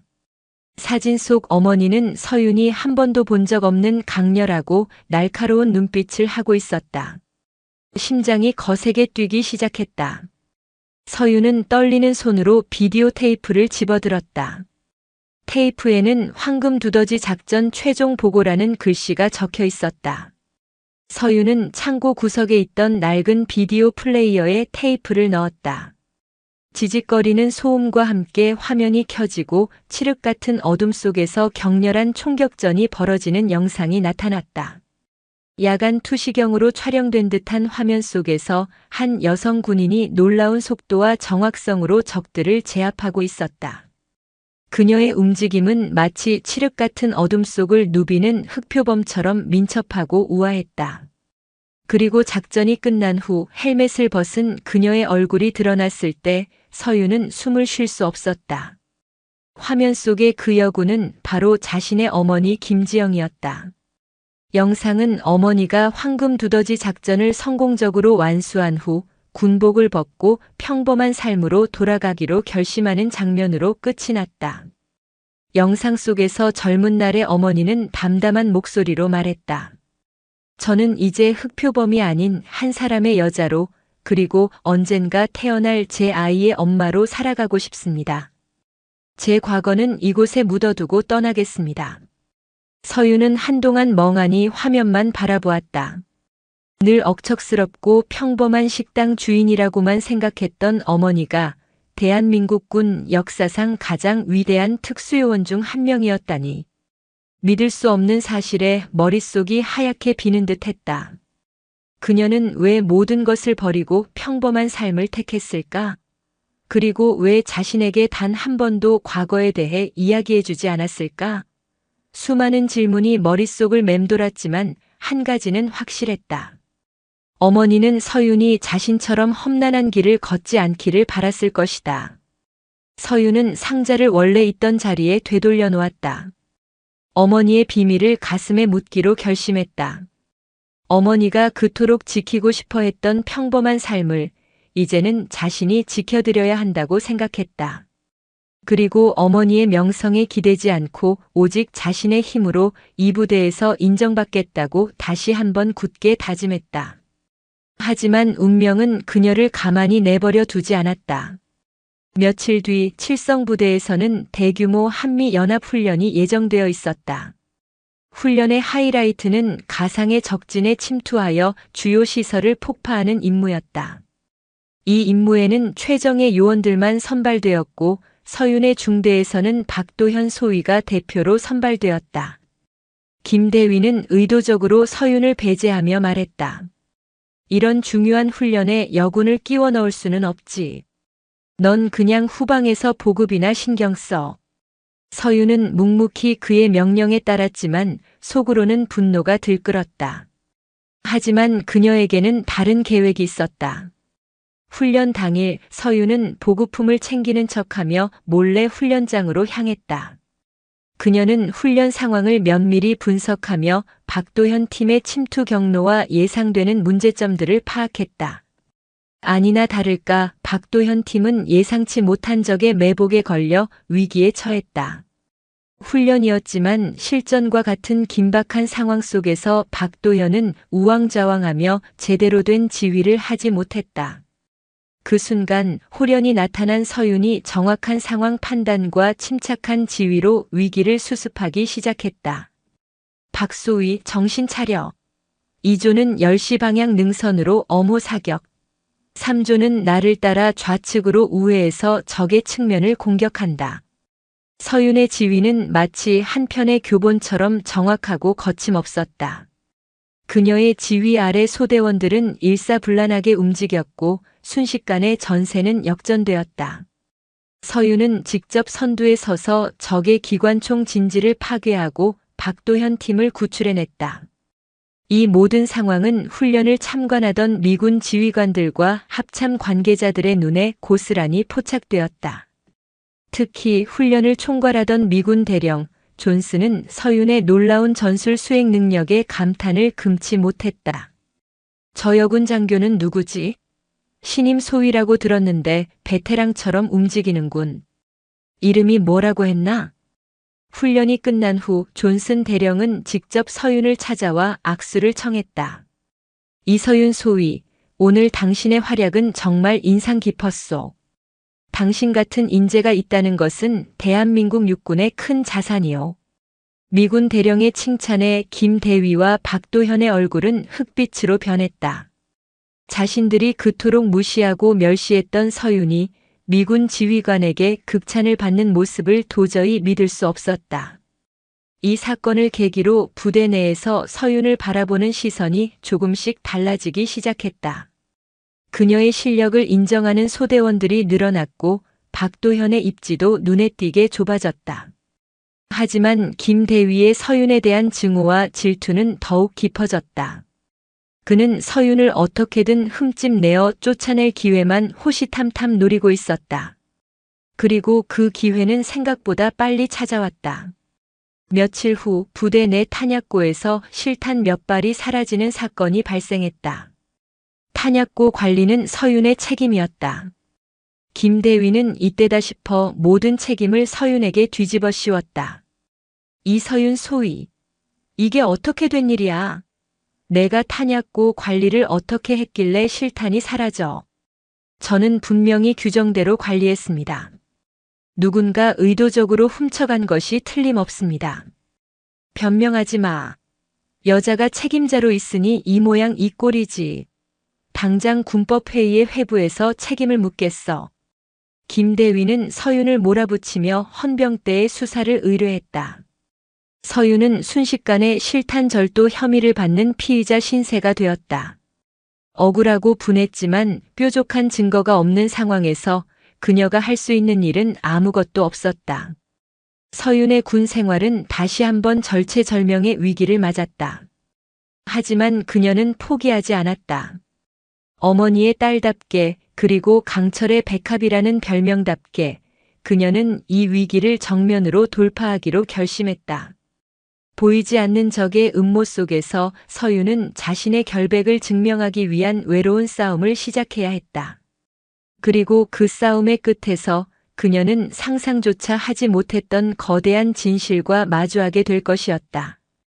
헌병대의 차가운 조사실, 하얀 벽과 서류 뭉치들, 그리고 무감정한 표정의 수사관만이 존재하는 공간. 이서유는 며칠째 같은 질문에 같은 대답을 반복하고 있었다. 그녀의 눈빛은 흐트러짐이 없었지만 보이지 않는 압박감은 서서히 그녀의 숨통을 조여오고 있었다. 이서윤 소위, 다시 한번 묻지. 탄약고 열쇠를 마지막으로 확인한 게 언제야? 어제 18시 근무 교대 시 이상 유무를 직접 확인하고 인계했습니다. 당시에는 자물쇠와 봉인 모두 정상이었고 재고 수량에도 문제가 없었습니다. 그 이후에 탄약고에 접근한 사람은 없었습니다. 규정상 소대장인 저와 중대장님 그리고 행정보급관님 외에는 열쇠에 접근할 수 없습니다. 그녀의 대답은 논리정연했지만 수사관들의 눈에는 그저 발뺌을 위한 변명처럼 비칠 뿐이었다. 이미 김철민 대위가 평소 이 소위의 행실이 불량하고 군에 대한 불만이 많았다는 식의 부정적인 진술을 해놓은 상태였다. 여기에 박도현 소위는 이 소위가 가끔 이상한 말을 중얼거리며 혼자 있는 시간이 많았다고 쐐기를 박았다. 모든 정황이 교묘하게 서윤을 범인으로 몰아가고 있었다. 그녀는 완벽하게 고립되었다. 동기들은 그녀를 피했고 다른 간부들은 의심의 눈초리를 거두지 않았다. 칠성부대라는 거대한 조직 안에서 그녀는 외로운 섬이었다. 조사를 마치고 힘없이 중대로 복귀하던 길 누군가 그녀의 앞을 막아섰다. 중대의 터줏대감이 베테랑 부사관인 최진우 상사였다. 그는 20년 넘게 군에 몸담으며 산전수전 다 겪은 묵묵하지만 강직한 군인이었다. 소대장님 잠시 뵐 수 있겠습니까? 최 상사는 주변의 시선을 의식하며 서윤을 인적이 드문 창고 뒤편으로 이끌었다. 그는 따뜻한 캔 커피 하나를 건네며 입을 열었다. 너무 기죽지 마십시오. 소대장님이 그럴 분이 아니라는 거 저는 압니다.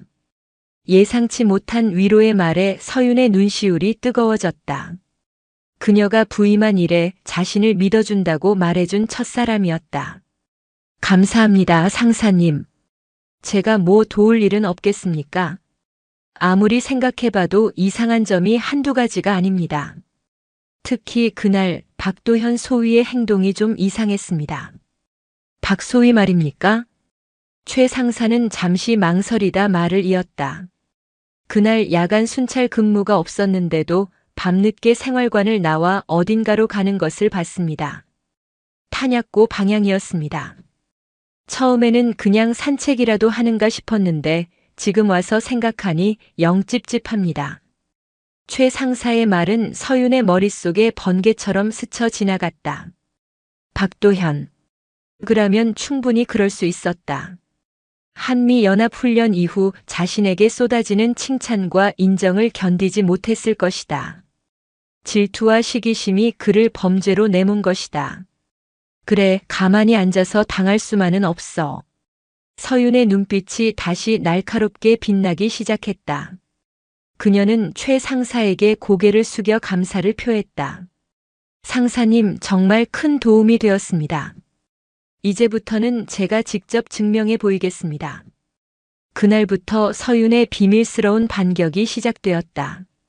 그녀는 자신의 모든 기억과 부대의 동선을 하나하나 복기했다. 근무 편성표, 순찰 일지, CCTV 녹화 기록까지. 공식적인 접근이 불가능한 자료들은 최 상사의 암묵적인 도움을 받아 열람할 수 있었다. CCTV는 대부분의 사각지대를 가지고 있었고 박도현은 그 사실을 교묘하게 이용했다. 하지만 서윤은 포기하지 않았다. 그녀는 범죄자의 심리가 아닌 훈련된 군인의 시점으로 상황을 재구성했다.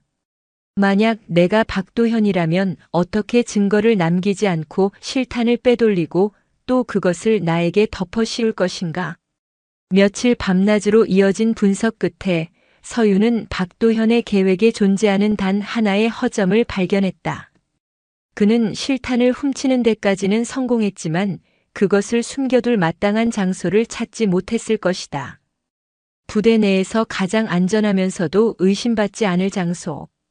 그리고 결정적인 순간에 그것을 자신의 관물대에 옮겨놓아 완벽한 증거를 만들려 할 것이다. 아직 그 실탄은 박도현이 가지고 있다. 서유는 확신했다. 그리고 그가 곧 움직일 것이라고 직감했다. 헌병대의 수사망이 좁혀오고 군법회의가 열리기 직전 그는 결정적인 한 방을 날리려 할 것이다. 서유는 최 상사와 함께 덫을 놓기로 했다. 그녀는 일부러 박도현에게 곧 내 관물대에 대한 압수수색이 있을 예정이라고 들었다는 식으로 정보를 흘렸다. 그리고 최 상사와 함께 자신의 생활관 천장 환풍구에 소형 녹화 카메라를 설치했다. 예상은 적중했다. 그날 밤 모두가 잠든 시각. 생활관 문이 소리 없이 열리고 박도현이 그림자처럼 들어왔다. 그는 익숙하게 서윤의 관물대로 다가가 품속에서 꺼낸 작은 주머니를 그 안에 넣으려 했다. 주머니 안에는 사라졌던 바로 그 실탄이 들어있었다. 그 순간 생활관의 모든 불이 환하게 켜졌다. 지금 뭐 하는 거지, 박소위? 불을 켠 것은 이서윤이었다. 그녀의 뒤에는 최 상사와 신뢰할 수 있는 몇몇 분대장들이 굳은 표정으로 서 있었다. 박도현의 얼굴은 하얗게 질렸다. 그는 손에 든 실탄 주머니를 떨어뜨리며 뒷걸음질 쳤다. 이건 오해야.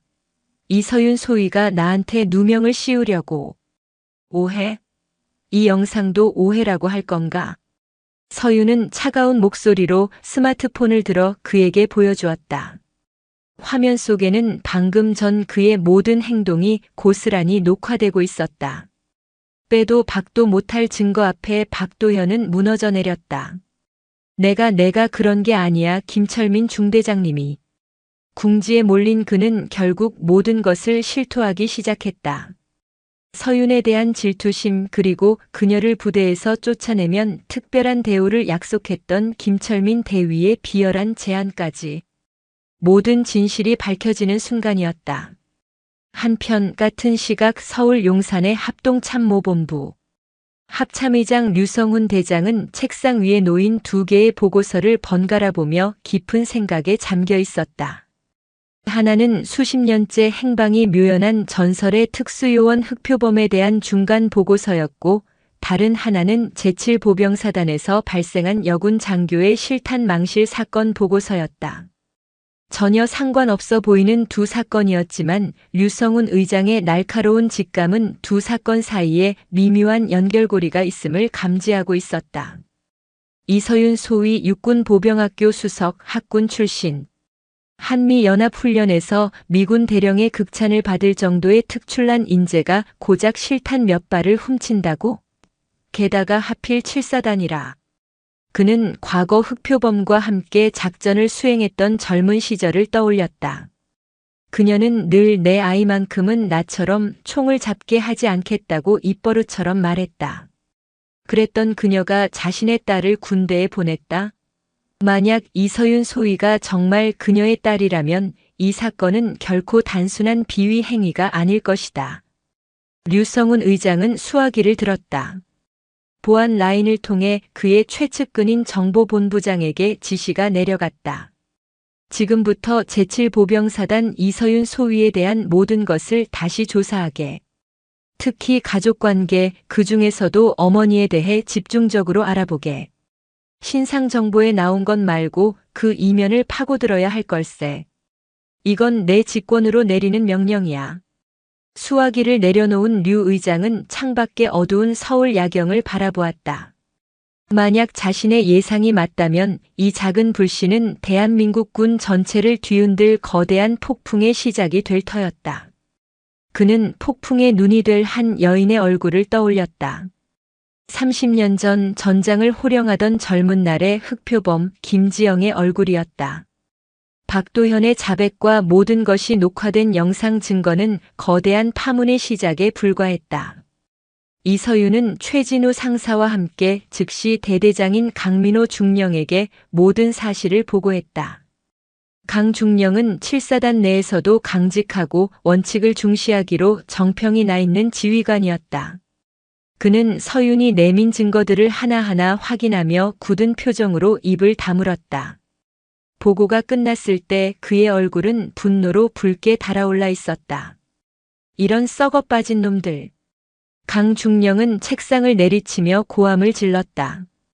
그는 자신이 신임했던 중대장과 소위가 이토록 추악한 음모를 꾸몄다는 사실에 대한 배신감과 하마터면 유능한 장교 한 명을 억울하게 잃을 뻔했다는 아찔함에 치를 떨었다.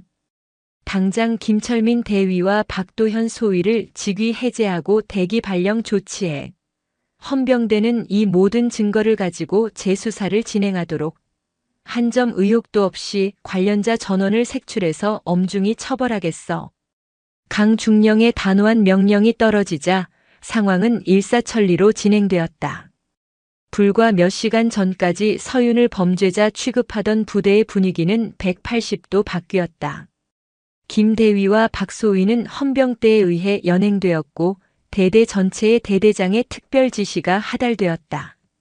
부대 내 모든 부조리와 차별 행위를 발본색원할 것이며 지휘 고하를 막론하고 관련자는 일벌백계 한다. 서윤은 마침내 자신의 결백을 증명했다. 그녀의 곁에는 이제 그녀의 실력을 인정하고 지지하는 동료들이 함께했다. 특히 최진우 상사는 묵묵히 그녀의 어깨를 두드리며 소대장님 정말 고생 많으셨습니다. 역시 제 눈이 틀리지 않았습니다라며 진심으로 기뻐해 주었다. 서윤은 길고 어두웠던 터널의 끝에서 마침내 한 줄기 빛을 본 것 같았다. 그녀는 오직 자신의 힘으로 이 모든 것을 이겨냈다고 생각했다. 하지만 그녀가 모르는 곳에서 그녀의 싸움은 훨씬 더 거대한 파도를 일으키고 있었다. 서울 용산 합동참모본부 의장실. 류성훈 대장의 책상 위 전화기가 조용히 울렸다. 정보본부장의 직통 보고였다. 의장님 지시하신 사항 확인 결과 보고드립니다. 제7보병사단 이서윤 소위의 모친 김지영 씨. 서류상으로는 평범한 식당 운영자로 되어 있으나 1992년 이전의 모든 기록이 존재하지 않습니다. 주민등록번호 생성 기록은 있으나 출생, 학력, 가족관계 등 모든 것이 백지 상태입니다. 이 정도 수준의 정보 통제는 과거 안기부나 정보사령부의 최상급 비밀요원에게만 적용되던 방식입니다. 현재 저희가 추적 중인 흑표범의 활동 중단 시기와 정확히 일치합니다. 의장님의 예상이 맞았습니다. 류성훈 의장은 말없이 수화기를 든 채 눈을 감았다. 심장이 묵직하게 가라앉는 기분이었다. 전설 속의 그 여인이 정말로 자신의 딸을 군에 보냈고 그 딸이 바로 자신이 이끄는 군대 안에서 끔찍한 일을 겪을 뻔했다. 그는 합참의장으로서 그리고 그녀의 옛 동료로서 참을 수 없는 책임감과 미안함을 느꼈다. 그는 잠시 고민하다 수십 년간 한 번도 돌려본 적 없는 번호를 기억 속에서 꺼내어 눌렀다. 경기도 외곽의 작은 식당으로 연결되는 전화였다. 몇 번의 신호음 끝에 익숙하면서도 낯선 목소리가 들려왔다. 네, 엄마 손 백반입니다. 오랜만이군, 지영 동지. 수화기 너머의 목소리가 순간 멈칫했다. 짧은 침묵 속에서 수십 년의 세월이 스쳐 지나갔다. 누구시죠? 나다 류성훈. 지금은 합참의장이라는 딱딱한 이름으로 불리고 있지만. 류성훈 의장님. 김지영의 목소리가 미세하게 떨렸다. 그녀는 흑표범이라는 이름을 버린 그날 이후 과거의 인연과는 모두 담을 쌓고 살아왔다. 그런 그녀에게 군 최고 수뇌부의 전화는 결코 평범한 안부 인사일 리 없었다. 무슨 일이시죠? 자네 딸 이서윤 소위 이야기일세. 류 의장은 담담하게 7사단에서 벌어진 모든 일을 설명했다. 김철민 대위의 악의적인 괴롭힘부터 박도현 소위의 비열한 음모, 그리고 서윤이 군사재판에 회부될 뻔했던 상황까지 그는 어떤 것도 빼거나 더하지 않고 사실 그대로를 전달했다. 수화기 너머에서는 아무런 대답도 들려오지 않았다. 그저 거친 숨소리만이 그녀의 상태를 대변해주고 있었다. 류 의장은 말을 이었다. 물론 지금은 자네 딸이 스스로의 힘으로 결백을 증명했네. 정말 자네를 쏙 빼닮은 강하고 현명한 군인이야. 하지만 나는 이 군의 수장으로서 그리고 자네의 옛 동료로서 자네와 자네 딸에게 씻을 수 없는 빚을 졌어. 내가 자네에게 무언가를 요구할 자격은 없네. 하지만 만약 자네가 원한다면 가겠습니다. 김지영이 그의 말을 끊었다. 그녀의 목소리는 더 이상 떨리지 않았다. 그 안에는 30년의 세월 동안 잠들어 있던 강철 같은 의지가 담겨 있었다. 제가 가겠습니다. 제 딸이 어떤 환경에서 싸워왔는지 제 눈으로 직접 봐야겠습니다. 다음 날 오후 7사단 사단장실은 무거운 침묵에 휩싸여 있었다. 사단장인 이진호 소장은 자신의 관할 구역에서 벌어진 불미스러운 사건에 대해 대대장 강민호 중령을 강하게 질책하고 있었다. 김철민 대위와 박도현 소위는 헌병대 조사실에 수감된 채 결과를 기다리고 있었다. 그리고 이 모든 사건의 중심에 있는 이서윤 소위는 사단장의 호출을 받고 굳은 표정으로 서 있었다. 강 중령, 도대체 부대 관리를 어떻게 하기에 이런 말도 안 되는 일이 벌어지나? 합참에까지 보고가 올라갔어. 이게 얼마나 망신스러운 일인지 알아. 사단장이 언성을 높이며 책상을 내리치려는 순간 집무실 문이 조용히 열렸다. 비서실장이 하얗게 질린 얼굴로 들어와 보고했다. 사단장님, 합참의장님, 비서실장님께서 방문하셨습니다. 뭐? 합참의장이 아니고 비서실장이? 이진호 소장은 의아한 표정을 지었다. 그 순간 문이 활짝 열리며 합참의 별이 박힌 견장을 단 대령이 들어섰고 그의 뒤를 따라 한 평범한 중년 여성이 집무실 안으로 걸어 들어왔다. 너무나 평범한 옷차림의 여성이 군 최고 지휘관의 집무실에 나타나자 그곳에 있던 모두가 의아한 시선으로 그녀를 쳐다보았다. 김철민 대위의 변호를 위해 동석했던 법무장교는 헛기침을 하며 불쾌한 기색을 내비치기도 했다. 합참 비서실장은 방안을 둘러본 후 장군부터 소위까지 모든 이들을 향해 장중하게 입을 열었다. 지금부터 이 자리에 계신 분은 대한민국 군의 살아있는 전설과 함께하고 있음을 알려드립니다. 모두가 의아해하는 가운데 비서실장은 그 중년 여성을 향해 정중하게 고개를 숙이며 소개했다. 이분은 김지영 여사님이십니다. 과거 707 특수임무단 소속 적들에게는 흑표범이라는 이름으로 더 알려졌던 분이십니다. 흑표범.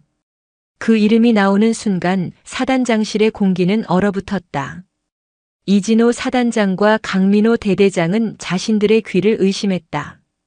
군사교본과 전설로만 듣던 그 이름이 지금 눈앞에 평범해 보이는 중년 여성이라는 사실을 도저히 믿을 수 없었다.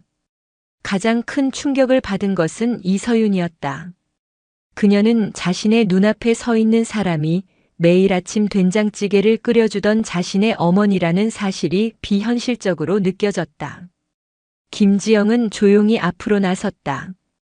그녀의 시선은 딸 서윤에게 잠시 머물렀다가 굳어버린 사단장과 대대장을 지나 영문을 모른 채 서 있는 법무장교에게 향했다. 그리고 마침내 이 모든 사건의 원흉이 될 뻔한 진실을 향해 차갑고 고요한 목소리로 말했다. 저는 제 딸이 저와 같은 길을 걷지 않기를 바랐습니다. 그래서 제 모든 과거를 묻고 평범한 엄마로 살았습니다. 그녀의 목소리는 나지막했지만 집무실 안에 모든 사람들의 심장을 꿰뚫는 듯한 힘이 있었다. 하지만 제 딸은 스스로 군인의 길을 택했습니다. 저는 제 딸이 실력만 있다면 성별에 관계없이 공정한 대우를 받을 수 있는 자랑스러운 대한민국 국군을 믿고 딸을 보냈습니다. 그런데 제가 틀렸던 것 같군요. 그녀의 시선이 이진호 사단장에게 향했다. 거대한 산과 같던 이진호 소장은 전설의 눈빛 앞에서 자신도 모르게 고개를 숙였다. 사단장님, 제 딸이 겪은 일에 대해 이 부대는 그리고 이 군은 과연 떳떳하십니까? 전설이 잠에서 깨어났다. 그리고 그녀의 귀와는 칠성부대를 넘어 대한민국 군 전체를 뒤흔드는 거대한 태풍의 서막을 알리고 있었다. 서윤은 자신의 어머니이자 동시에 전설적인 영웅인 김지영의 뒷모습을 바라보며 앞으로 펼쳐질 운명의 소용돌이를 직감했다. 사단장실의 공기는 납처럼 무겁게 가라앉았다. 흑표범 김지영의 등장은 그 자체로 하나의 거대한 사건이었다. 이진호 사단장은 식은땀을 흘리며 자리에서 일어나 김지영에게 다가갔다. 그의 목소리는 평소의 위엄을 잃고 미세하게 떨리고 있었다. 여사님, 정말 죄송합니다.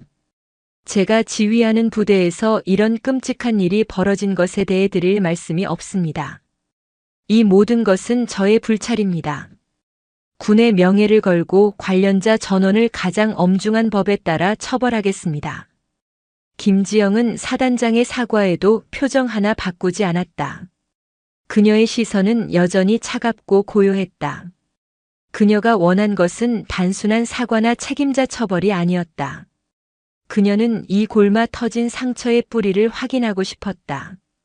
사단장님, 저는 제 딸이 겪은 일의 진실을 알고 싶습니다. 단순히 몇몇 썩은 사과 때문에 벌어진 일인지 아니면 이 부대, 나아가 이 군 전체의 여군을 향한 뿌리 깊은 차별과 편견이 존재하는 것인지 제 눈으로 직접 확인해야겠습니다. 그녀의 말에는 거부할 수 없는 힘이 실려 있었다. 이진호 사단장은 잠시 망설였지만 옆에 서 있던 합참 비서실장의 단호한 눈빛과 마주치자 이내 고개를 끄덕였다. 알겠습니다, 여사님. 원하시는 모든 것을 지원하겠습니다. 부대 내 어디든 출입하실 수 있으며 누구든 면담하실 수 있습니다. 필요하시다면 합참 차원의 특별감찰팀을 즉시 파견하도록 요청하겠습니다. 특별감찰은 필요 없습니다. 김지영은 단호하게 말했다. 제가 직접 하겠습니다.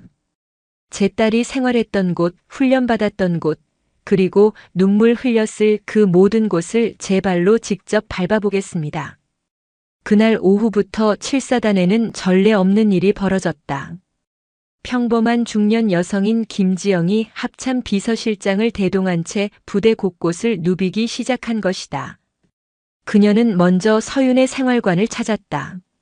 서윤의 관물대, 그녀가 잠들었을 침상, 그리고 박도현이 욕설을 적어놓았던 바로 그 벽. 김지영은 아무 말 없이 손으로 벽을 쓸어보았다. 그녀의 손끝에서 희미하게 지워진 낙서의 흔적이 느껴지는 듯했다.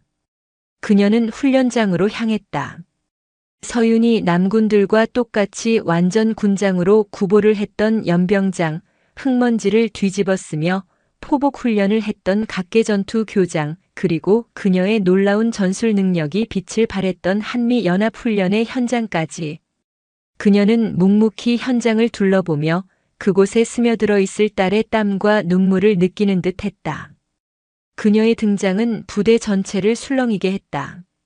흑표범이라는 이름은 이제 단순한 전설이 아니었다. 살아있는 신화가 되어 병사들 사이에서 빠르게 퍼져나갔다. 서윤을 괴롭히는데 동조했거나 방관했던 이들은 두려움에 떨었고 서윤의 실력을 인정했던 이들은 통쾌함을 느꼈다. 김지영은 마지막으로 김철민 대위와 박도현 소위가 수감된 헌병대 조사실로 향했다. 먼저 박도현과의 면담이 이루어졌다. 질투심에 눈이 멀어 비열한 범죄를 저지른 젊은 장교는 전설의 특수요원 앞에서 고개조차 들지 못했다. 너는 군인으로서의 명예를 더럽혔다.